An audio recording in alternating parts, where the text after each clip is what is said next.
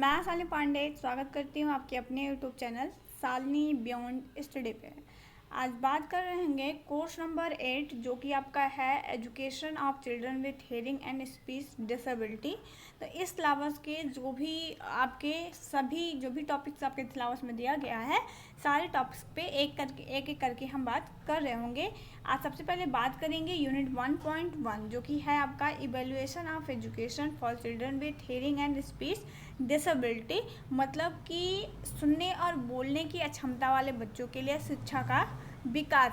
जो बच्चे सुन और बोल नहीं पाते हैं ऐसे बच्चों के लिए शिक्षा का इवेल्युएशन किस तरीके से हुआ है, किस तरीके से ऐसे बच्चों का एजुकेशनल डेवलपमेंट हुआ है, वो चीज़ें हमें यहाँ पे पढ़नी हैं। सबसे पहले देखते हैं कि सुनने और बोलने की अक्षमता वाले बच्चे हम किसे कहते हैं। ठीक है, तो ऐसे बच्चे जिनको सुनने में और बोलने में कठिनाई का अनुभव हो, ऐसे बच्चे जो कि सुन और बोल ना पाएँ या सुनने और बोलने में उनको कठिनाई हो, ऐसे बच्चों को कहते हैं speech hearing and speech disability. ठीक है, तो पहले क्या था कि पहले ऐसे बच्चों के लिए बहुत ज़्यादा विद्यालयों की व्यवस्था नहीं थी या फिर बहुत ज़्यादा तकनीकियाँ विकसित नहीं थी, लेकिन आज के समय में इन बच्चों की शिक्षा में क्या हुआ है कि समावेशी प्रथाओं की ओर बदलाव देखा गया है। आज के समय में ऐसा क्या है कि ऐसे बच्चे जो कि सुनने और बोलने में अक्षम हैं, ऐसे बच्चों के लिए समावेशी विद्यालयों को जो है वो समावेशी विद्यालय जो निकल कर के सामने आ रहे हैं, जो कि ऐसे बच्चों के लिए ऐसे बच्चों की शिक्षा में एक महत्वपूर्ण भूमिका निभाते हैं। शुरुआती दृष्टिकोण में इन बच्चों को विशेष स्कूल या कार्यक्रम में अलग करना शामिल था। शुरुआत में क्या था कि ऐसे बच्चों को एक विशेष स्पेशल स्कूल में जो है वो शामिल किया जाता था। इनको समावेशी विद्यालयों में या फिर इनको सामान्य विद्यालयों में जगह नहीं दी जाती थी, इनको सामान्य विद्यालयों में अलग किया जाता था, सामान्य विद्यालयों से अलग रखा जाता था। लेकिन वर्तमान समय में क्या है, इनको समावेशी विद्यालय जो कि एक प्रकार का सामान्य विद्यालय होता है उसमें शामिल किया जा रहा था। पहले ऐसा था कि इनके लिए मौखिक भाषा जो थी या मौखिक बात जो था उस पर जोर दे करके इनको शिक्षा दी जाती थी, मतलब ज़्यादातर बच्चों को सारी चीज़ें बोल करके समझाई जाती थी जो कि बच्चों को उतनी अच्छी तरह से समझ में नहीं आती थी। लेकिन जैसे जैसे सांकेतिक भाषा को मान्यता मिली है और कोकलिया इम्प्लांट और भी अदर जो भी तकनीकी या विकास हुआ है उसका असर जो है वो शैक्षिक जो शिक्षा है, बच्चों की शिक्षा है, उस पर भी पड़ता है। इसमें सांकेतिक भाषा और अन्य संचार विधियों का भी समावेश शामिल है।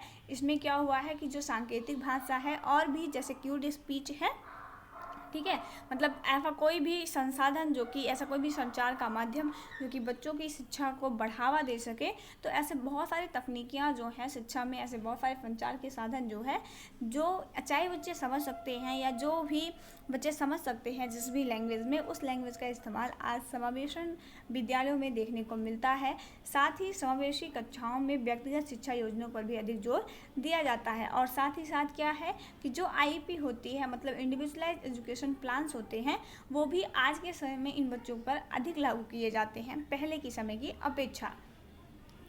प्रौद्योगिकी में प्रगति ने सुनने और बोलने की अक्षमता वाले बच्चों के शैक्षिक अनुभव को बेहतर बनाने में महत्वपूर्ण भूमिका निभाई है। ये जो जो ये तकनीकियाँ डेवलप हो रही हैं, जैसे मान लीजिए कि श्रवण यंत्र है, भाषा चिकित्सा तकनीकी है, तो इससे क्या होता है, इससे बच्चों का जो संवाद करना है, मतलब जो संवाद कौशल है, जो कम्युनिकेशन स्किल है, वो भी डेवलप हो जाती है और बच्चे का जो सीखना है वो भी आसान बन जाता है। जैसे जैसे बच्चा सुनने लगता है धीरे धीरे श्रवण यंत्र के माध्यम से, ठीक है, कोकलिया इम्प्लांट के माध्यम से और भी जितने प्रकार की तकनीकियाँ हैं जो कि इन बच्चों की हेल्प कर सकती हैं, तो इससे क्या होता है, बच्चों की कम्युनिकेशन स्किल भी डेवलप हो रही है, बच्चे एक दूसरे से इंटरेक्ट भी कर पा रहे हैं ठीक ढंग से और उनका जो सीखना है वो भी प्रभावी बना दिया गया है।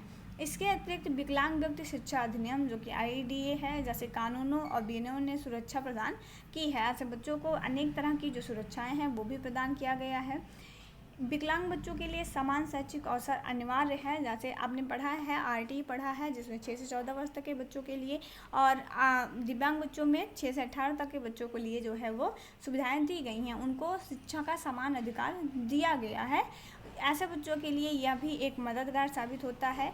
इससे यह सुनिश्चित करने में मदद मिली है कि सुनने और बोलने की अक्षमता वाले बच्चों को स्कूल में सफल होने में उचित आवास और बेहतर सुविधाएं प्राप्त हो।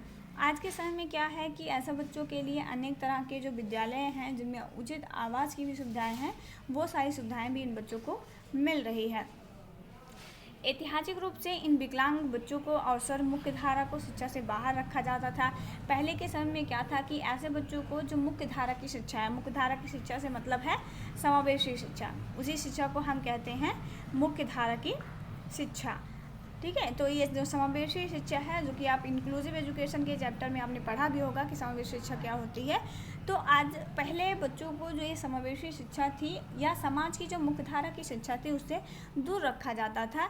इसके बजाय इन्हें विशेष स्कूलों या संस्थानों में रखा गया था। ऐसे बच्चों के लिए जैसे अभी भी विशेष विद्यालय होते हैं ना, तो उस टाइम क्या था कि ऐसे बच्चे सिर्फ विशेष विद्यालयों में ही जा सकते हैं, किसी सामान्य विद्यालय में जा कर के शिक्षा ग्रहण नहीं कर पाते हैं। लेकिन जैसे जैसे इन बच्चों की ज़रूरतों के बारे में समझ बढ़ी, जैसे जैसे लोगों की इन बच्चों की ज़रूरतों के बारे में अवेयरनेस बढ़ी है, वैसे वैसे समावेशी शिक्षा की ओर बढ़ता दबाव रहा है। वैसे वैसे क्या हुआ कि जो ये बच्चे हैं वो विशेष विद्यालयों से समावेशी विद्यालयों की तरफ रुख कर पाए हैं, जिसमें प्रत्येक बच्चे की अनूठी ज़रूरतों को पूरा करने के लिए व्यक्तिगत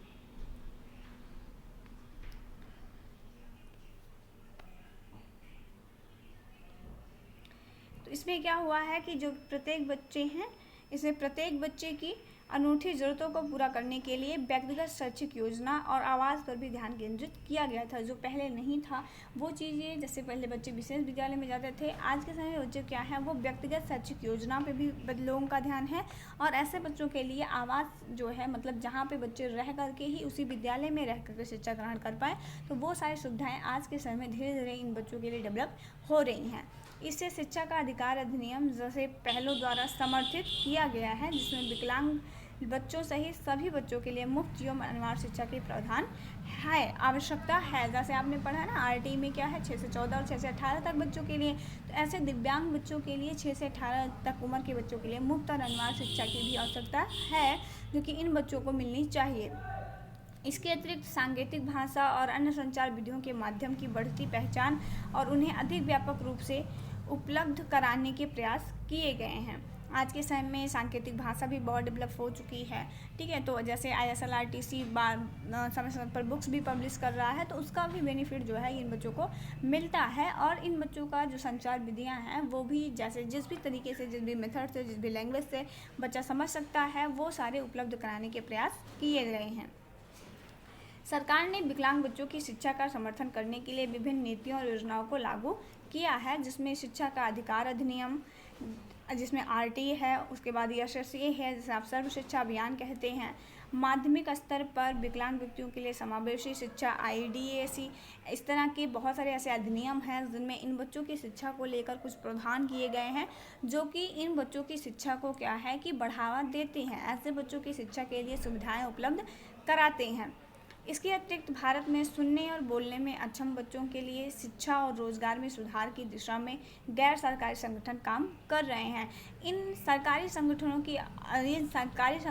के अलावा भी ऐसे कुछ गैर सरकारी संगठन हैं जो कि इन बच्चों की शिक्षा के लिए काम कर रहे हैं, इन बच्चों की शिक्षा में सुधार के लिए काम कर रहे हैं। तो ये था आपका पूरा टॉपिक यूनिट 1.1। वीडियो पसंद आए तो please like share and subscribe ज़रूर करना। आपको नेक्स्ट कौन से टॉपिक पे वीडियो चाहिए, कौन से सब्जेक्ट के वीडियो आपको चाहिए, तो वो आप कमेंट करके ज़रूर बताइएगा। आपको वीडियो कैसा लगा एक बार कमेंट करके ज़रूर बताइएगा, और चैनल को सब्सक्राइब करना मत भूलिएगा अगर पहली बार विजिट कर रहे हैं। तो मिलते हैं नेक्स्ट वीडियो में, तब तक के लिए जय हिंद, राम राम।